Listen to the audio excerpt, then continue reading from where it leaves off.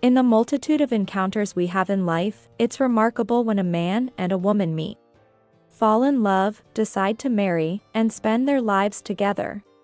What seems simple is indeed profoundly challenging.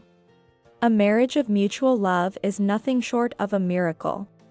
I too am one of those who encountered such a miracle in life. I met a man in a college club and, before I knew it, he became the love of my life. He loved me in return. After graduation, we faced many challenges, even nearing a breakup. Yet, we overcame these difficulties and vowed to love each other forever in marriage. Our days are ordinary, yet they bring tears of happiness. Life with the one you love is filled with smiles. My name is Judy. I'm a 34-year-old housewife working in an IT company. It's been 10 years since I married Tom. Even in our mid-30s, our relationship remains strong. Hey, what shall we do on our next day off? How about we go see a movie? It's been a while. Great idea. There's a delicious pasta place nearby, right? Let's have lunch there after the movie. Sounds good. We don't have children, but that's not a big deal. We were excited about a movie we wanted to see. However, on the eve of our day off, Tom came home late from work, looking unusual. He seemed tired and unwell. You look tired. Is work tough? Realizing I'd asked the obvious as he was working overtime, I regretted my words. But then, Tom gave a faint smile. Yeah. Well, work is tough, but that's usual. But what? Yeah. No, it's nothing major. He never did tell me the reason. He didn't seem to enjoy our date the next day either. His mind seemed elsewhere. In the end, I couldn't even remember the plot of the movie, and we went home without having lunch. Tom continued to act strangely. He seemed more preoccupied than tired. When I asked if something was wrong, he would just give a vague smile and shake his head. He used to share everything with me.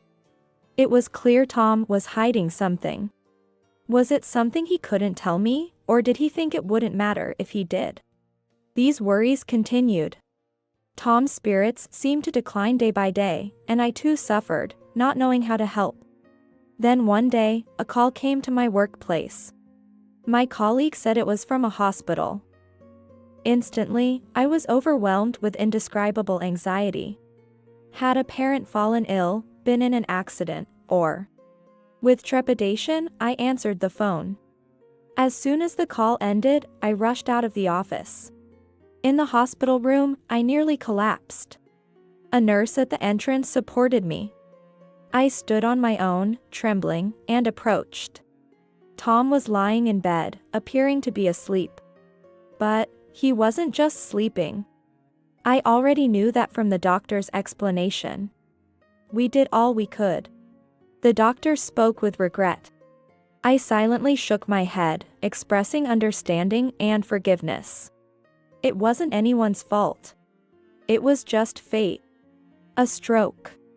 Tom collapsed suddenly at work and never woke up. The separation was so abrupt that I was stunned into silence, unable to cry. Tom's body was still warm when I gently touched him. But gradually, his complexion and warmth faded, confirming the harsh reality. His life was no longer with us. He would never wake up again. When reality hit me, I burst into tears, an unstoppable flow streaming down my cheeks. I was grateful I had let it all out in the hospital, as the busyness that followed made it clear there was no time for grief. I had to inform both our families and navigate through the whirlwind of preparations. There was so much to do. Communicating with the hospital about what comes next. Arranging the funeral. Deciding who needed to be informed about Tom's passing and then reaching out to them. Preparing for the necessary paperwork at government offices and financial institutions. There was a mountain of tasks to attend to. There was no time to grieve. But having these tasks probably saved me from never being able to stand up again. Tom's parents, especially his mother, were devastated. She was more shocked than I, having lost her son. Their love for their son was evident. I knew how much Tom loved his parents, and so did they. That's why his mother was so deeply saddened. Had I not had responsibilities, I might have been in the same state. However, there was so much I didn't understand and had to navigate, often relying on my parents and father-in-law for help. Then came the funeral. Many people attended, all mourning Tom's untimely departure. Our mutual friends embraced me gently. Tom's colleagues spoke highly of him, emphasizing his admirable character. It became clear how much everyone loved him. This sense of pride provided some comfort amidst the sorrow. The funeral proceeded solemnly, nearing its end when suddenly a young woman in her mid-20s appeared in front of the family's seats, noticeably pregnant. I felt sorry that she had to come in her condition. "Thank you for coming today." I bowed deeply. "Are you Judy? You look older than I imagined." "That's funny." I was utterly taken aback. Her unexpected greeting left me speechless, and I just stared at her. May I ask your relation to the deceased? This baby in my belly was fathered by your husband." "Excuse me?" I was so shocked by her revelation that there was a long pause before I could respond. "Wait, what did you say? A child fathered by my husband? Judy, what's wrong?" My father, noticing my shock, approached me. "Oh, Dad. You see." As I struggled to explain, the pregnant woman pushed past me to the front. "Are you Tom's father? Nice to meet you, I'm Megan. I'm a junior colleague from the same department as your son. And I'm pregnant with his child." "Excuse me?" Indeed, like father, like daughter. My father's reaction was exactly the same as mine. While this was happening, the loud voice of the woman caught the attention of the other attendees, who started to approach the family area. What should I do in this situation? I was puzzled, and then my father-in-law asked, "What's going on?" "Oh, father, well, you see." Again, the woman pushed me aside. It was more of a shove than a push, it hurt. Stepping forward, the woman, who called herself Megan, repeated herself. "Oh, you're the father? Well, it doesn't matter. I'm pregnant right now, 8 months along with his child. So, I deserve a share of the inheritance." Her loud proclamation left everyone present uttering a stunned "huh?" What kind of situation was this? The woman, with her large belly protruding and glaring at me fiercely, was pregnant with Tom's child? Did that mean Tom cheated on me, his wife? No way. How could this be? We were so close, weren't we? We were always together, right? We went on dates every week, didn't we? And yet he had an affair. Had a child with another woman? That's just impossible. As I stood there trembling, looking down, the woman, probably thinking I was crying, gloated. "He said he had no use for a woman like you who can't even have children, you know? He wanted to divorce you and be with me. As soon as the baby was born, that was the plan. Too bad, but it can't be helped. But I'll make sure to get what I can." Can't have children? Well, yes, that's true. After all, there's a cause for that effect. I was shaking. At that moment, a hand gently touched my shoulder. I turned around to see my mother-in-law standing there, traces of dried tears slightly visible. "Mother." I looked at her, almost pleadingly. "May I ask something?" "What did you just say?" Anger flickered in my mother-in-law's eyes. "I said I'm pregnant with your son's child? Really? Is that a fact?" "Of course it is. Tom and I were in love. He used to say, "I wish I could give you parents a grandchild, but I can't because of that useless wife." He said that. My mother-in-law firmly faced the woman's aggressive assertions. Tom and Judy here were very close and went on dates every week. He would never say such a thing. That was all an act. He always complained to me. It's true. Those weekly dates were a facade. He was with me every night. And you're saying you got pregnant with his child during that time? Yes, that's right. I see. So that's how it is. My mother-in-law began to tremble, just like I had earlier. To an outsider, it might have looked like she had resigned herself to the situation. Though, are those tears of joy for finally having a grandchild? Of course, you would be happy since this woman here couldn't give you one. But rejoice. You'll finally have a grandchild. Now, make sure to give us plenty of money for the baby. Hearing her words, I also looked down and began to tremble. Trembling along with my mother-in-law. A woman looked down on us with a triumphant smile. That's when it happened. A man rushed in, looking flustered. He was Tom's boss. Which meant, he was also Megan's boss. Hey. What on earth are you thinking? He reprimanded Megan sternly. You don't need to interfere. I was with Tom Sr. Claiming my share of the inheritance is only fair. Even if that's true, you should know better than to do this here. Shut up. It's fine.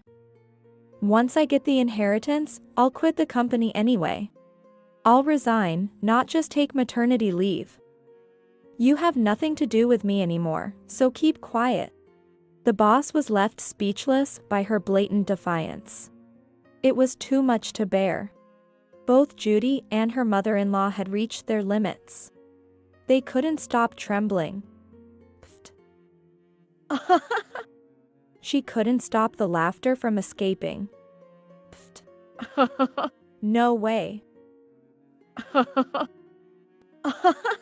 It's too funny. Judy, your laughter made it impossible for me to hold back. Judy and her mother-in-law finally burst into laughter, holding their stomachs. Their loud laughter echoed inappropriately in the solemn funeral hall. It might have been irreverent, but I've never heard such a joke before. Exactly. As if Tom would do such a thing. Impossible. The attendees watched in astonishment as Judy and her mother-in-law continued to laugh. Stop laughing. Stop it, stop it, stop it. I'm not saying anything funny. The pregnant woman glared at them with intense protest. Among this chaos, the mother-in-law was the first to stop laughing. You know, I don't know what you're thinking by telling such a lie. It's not a lie. It really is his child. Enough with the nonsense. Her stern rebuke brought a sudden silence over the room. Clearing her throat, the mother-in-law glared at the woman. You see, my son is a huge fan of Judy. He loves her so much. When he succeeded in his proposal, he was crying and sniffling with joy. Huh? The woman was taken aback by the unexpected words of the mother-in-law. That's right. Tom loved me incredibly. When we went to his parents' house, he would always gush about me so much that his mother would jokingly hit him with a slipper. Tom having an affair? A child with another woman? No way, that's impossible. Absolutely impossible. Even if the world were to end, it would not happen. And you know what? Determined to reveal the decisive fact that could prove it was all a lie, I stepped forward. Well, this is not something to discuss in public, but if you're going to stick to your lies, I'll tell you. The reason we don't have children is because of Tom. What? The woman, unable to comprehend my words, stood there with her eyes wide and speechless. I continued quietly. We knew this before we got married. Tom couldn't have children due to an illness he had as a child. We discussed it and decided together to choose a life just for the two of us. This was a fact known only to our parents. They respected our decision. That can't be. If you still insist, then let's do a DNA test on the baby after it's born. But he's gone, how can we do the test? It's a bit difficult, but it's not impossible to do it from a hair sample. Is that okay? Above all, it's medically proven that Tom couldn't father a child. At that moment, two women who were Tom's colleagues grabbed Megan's arm firmly. Ma'am, we're terribly sorry for disrupting this important funeral. We'll come back to apologize properly later. For now, we'll take responsibility for escorting this woman out. Wait, I still have something to say. There's nothing more to discuss. Leave now. Where's your family home? My family home. No, please, not that. No arguments. No. Just like that, the woman was taken outside. The funeral then proceeded without further issues. Back at home, I finally relaxed and drank tea in front of Tom's portrait. In the photo, Tom looked at me with his gentle, familiar smile. I'm home, my love. Shortly after, Tom's boss and colleagues came to apologize. They were almost prostrating, making me feel awkward. Later, I heard the whole unbelievable story. Apparently, the pregnant woman had been in an illicit relationship with another boss.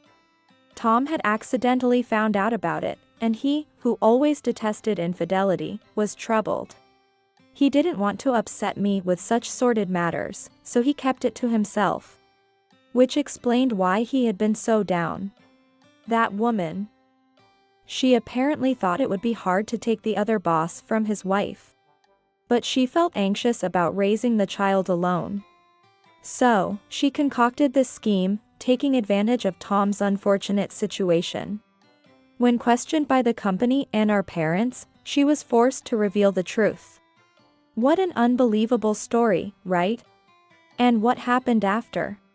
What she did was akin to fraud, and it was an insult to Tom's honor.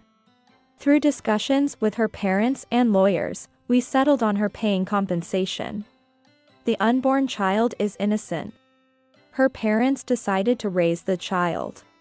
And she herself is now working under strict supervision from her parents to repay the compensation they fronted.